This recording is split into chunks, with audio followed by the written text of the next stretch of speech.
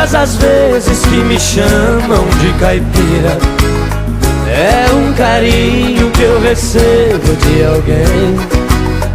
É uma prova que as pessoas me admiram e nem calculam o prazer que a gente tem.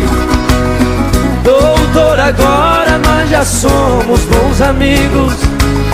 Vamos comigo conhecer o meu além, para dizer que sou caipira na cidade, mas lá no mato eu sou um doutor também.